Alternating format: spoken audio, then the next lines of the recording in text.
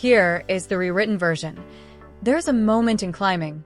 Not the triumphant summit photograph, not the gear checks at base camp, but the strange, quiet stretch where you are moving fast, moving sure, and the mountain no longer frightens you. It almost feels like it was built for you. That is what watching Alexandra Eala has felt like over the past year. Fluid, inevitable, the kind of thing you feel before you can explain it. And I know some of you opened your WTA app a few days ago, saw her sitting at number 45 after being at 29 just 2 weeks earlier, and felt your stomach drop. I know because I felt it too. I saw it all over social media, Filipino tennis fans going quiet, nervous posts appearing, worried comments from people who had invested their hearts completely into this story suddenly wondering if it had hit a wall. Stay with me, because what I am about to show you is one of those rare situations where the number on the screen is almost entirely disconnected from reality. Not slightly disconnected, almost entirely. And by the time we are done, the unease you felt when you saw 45 is going to transform into something that feels a great deal more like genuine excitement. March 16th, 2026. Why that date matters, let us go back to March 16th, 2026, because that date carries more significance than most people have fully absorbed. That was the day Eala reached a career-high ranking of 29th in the world with 1,525 points sitting in her column. Stop and genuinely consider what that means. A 20-year-old from the Philippines ranked inside the top 30 of the WTA Tour, standing alongside players who had been grinding the circuit since they were 15 years old, players who had hoisted Grand Slam trophies, players who had spent years embedded inside the top 10. Eala was right there among them. The Filipino tennis community erupted, as it absolutely should have, because that moment was real, it was earned, and it was the product of something that does not happen by accident. Then Monday, March 30th arrived. The new rankings dropped. Number 45. 16 spots gone overnight. I am not going to be dismissive about that. Rankings mean something concrete in professional tennis. They determine seedings and draws, and whether you are purchasing flights for qualifying rounds or walking directly into main draws. A 16th-place drop matters. But understanding why it happened matters even more. Because the reason has nothing whatsoever to do with how well she is playing tennis, and everything to do with how the WTA ranking system is designed. The WTA uses a rolling 52-week point system. Every point you earn at a tournament stays on your record for exactly 1 year and then disappears. The system does not care how good you were. It does not factor an improvement or current form or the fact that you were 19 years old when you earned those points and are a completely different player now. It runs the calculation, erases the old points, and produces a new number. When Eala's number came out at 45, it was because of something beautiful that happened exactly 1 year ago. Miami 2025. The run that started everything. Cast your mind back to Miami 2025. Eala walks into that tournament as a wild card ranked around 140th in the world. Most people watching the draw have never heard her name. And then she goes on one of those runs that reminds you precisely why you fell in love with this sport in the first place. She was not sneaking through matches. She was not benefiting from fortunate draws. She was defeating seasoned, experienced professionals, including multiple Grand Slam champions, with a level of composure and shot-making that made you lean forward in your seat. She reached the semifinals of a WTA 1000 event as a wild card. In a WTA 1000. The kind of result that does not simply change a ranking, it changes a trajectory entirely. That run was worth 390 ranking points, and those 390 points became the foundation of everything that followed for her throughout 2025. Fast forward to Miami 2026. She is a different player entering a completely different situation. Seeded, ranked 31st. No longer the wild card with nothing to lose. She is a top 30 professional defending a miracle. She beats Laura Siegemund in 3 tight sets.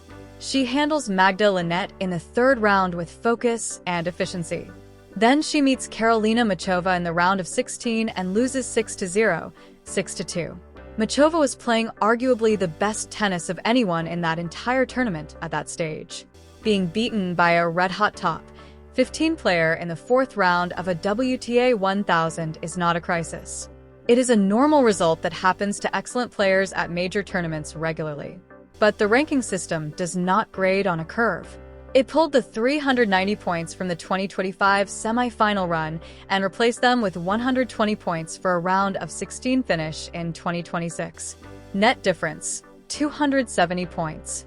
Her total drops from 1,525 to 1,255. She falls from 29 to 45. That is the entire explanation. No injury, no form collapse, no psychological crisis, no drama behind the scenes. Purely the calendar doing what it always does, catching her at the worst possible moment for a ranking number, directly after defending one of the most impressive results of her young career.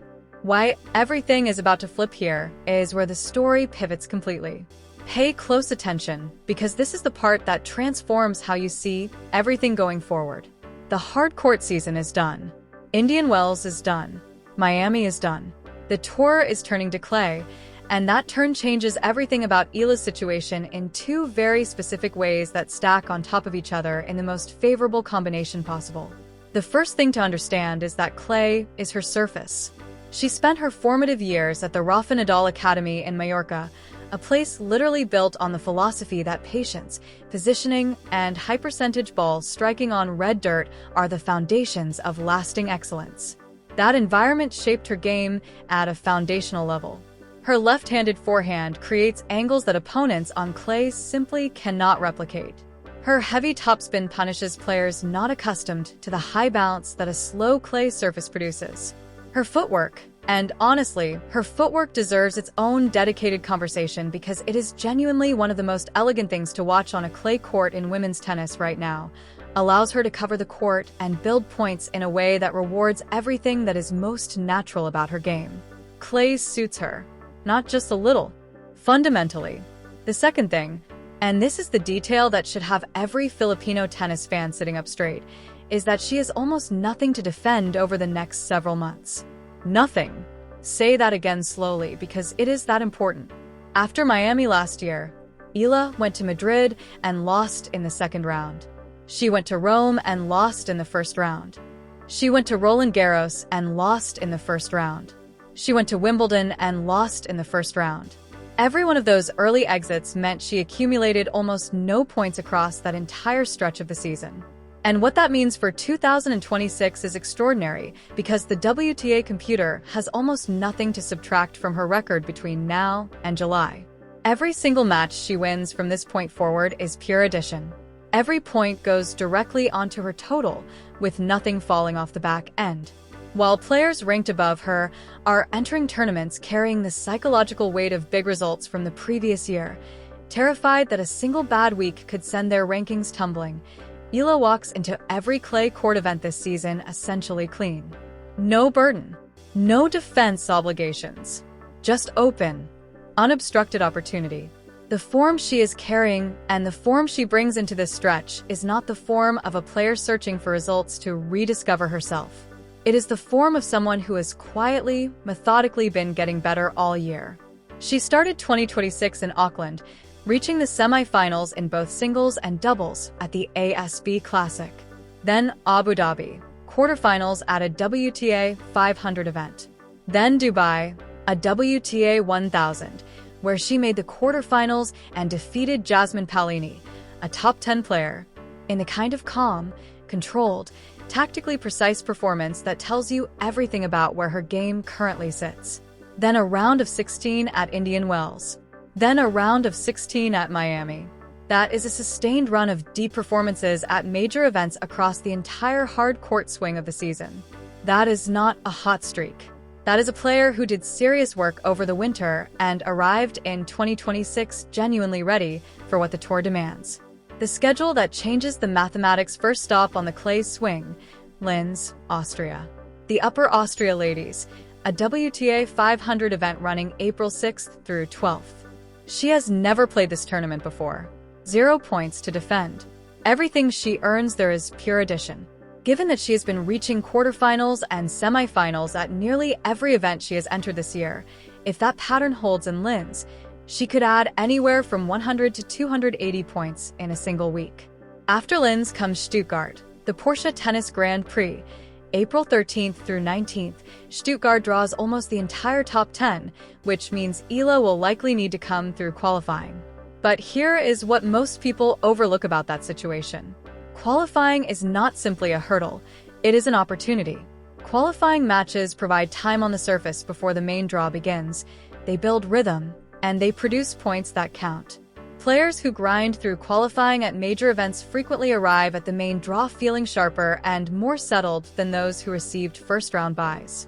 Eala's game, her ability to stay patient, absorb pressure, and build through long exchanges, is precisely suited to grinding through qualifying and carrying that momentum forward. Then comes Madrid, the Mutua Madrid Open, starting April 21st. One of the biggest clay court events on the entire WTA calendar. Last year, Eala lost in the second round, which means she is defending almost nothing at a WTA 1000 event where a single quarterfinal run adds 470 points to a player's total. She walks into Madrid with a virtually blank slate.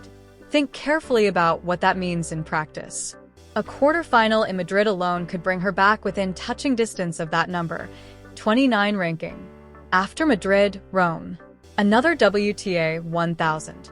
Another tournament where she has nothing meaningful to defend. And then Roland Garros, the French Open, clay's Grand Slam. Last year, she lost in the opening round, meaning there are no points to protect, and the entire prize structure of the most clay-friendly major on the calendar is available to her as pure gain.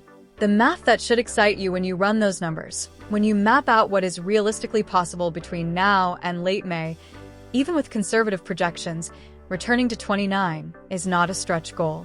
It is arguably the baseline scenario. She has 1,255 points right now. She needs somewhere between 250 and 300 additional points to return to where she was. A semi-final in Linz achieves that. A quarterfinal in Madrid achieves that.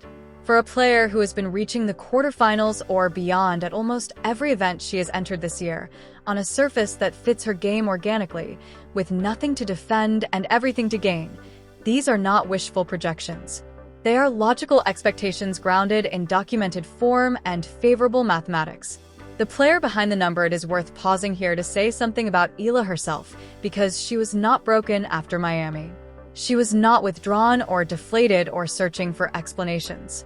She spoke with genuine warmth about how much that tournament means to her, how completing the full Sunshine Double, Indian Wells and Miami back-to-back in the same season, would always hold a special place for her. She was already looking ahead, already thinking about clay, already focused on what comes next. There is a groundedness to her that you do not always encounter in players this young. It is not performed. It is not the product of carefully managed public relations. It is real, the quiet result of someone who has been through genuine pressure, who has carried the expectations of an entire nation while still figuring out who she is as a professional competitor, and who has come through all of it without losing her love for the game or her fundamental belief in what she is capable of.